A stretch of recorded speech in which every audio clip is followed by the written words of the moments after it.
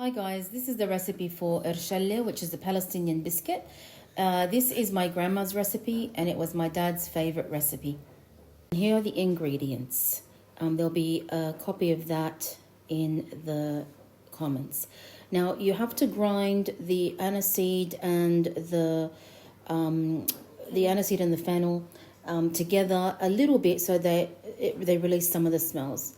Now put all of your ingredients except for the flour and the baking powder. So as you see, I'm just putting the eggs, the sugar. You can whisk the eggs, but you don't have to.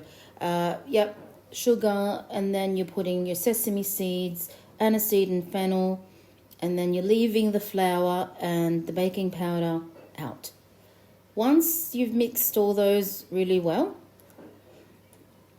just like you can see,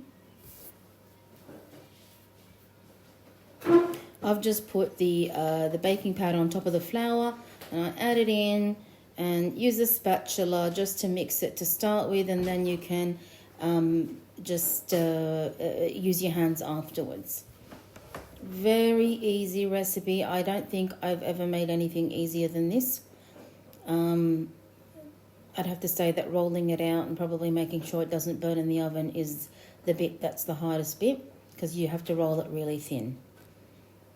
All right, so now just the rolling. I'd say with that amount, you can make 4 of those balls, and you just cut a bit of baking paper and you spread it out a little bit with your hand. Roll it thin. I'd say as thin as, say, 2 50-cent pieces on top of each other. Let me find another measuring tool. Maybe about 5 mil, a little bit thinner. Is better. The thinner, the nicer, the crunchier. Now, if it sticks to the rolling pin, just put a little bit of, it's not sticking because this is pretty good, but if it does, you either put a little bit of flour or oil on it so it doesn't stick, but yeah.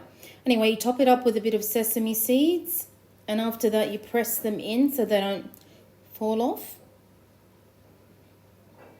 I just love sesame seeds, and that's what brings out the flavour, honestly, in this biscotti. Slice it with a pizza slicer. And that's just going to be into strips.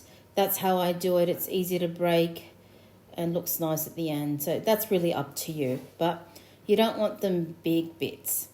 Then you bake that for about 15 to 20 minutes on a tray, just like that. You bake it for about 20 minutes. Keep an eye on it. They do brown pretty quickly. On fan-forced oven, 200 degrees. Now, once it comes out of the oven, you have to slice it again with the cutter, because if it cools down, it hardens and then they'll all crack and snap. That's it. Beautiful. That's the thickness that you want. Absolutely beautiful with tea, mint tea, meramia tea, which is sage tea. Enjoy, guys.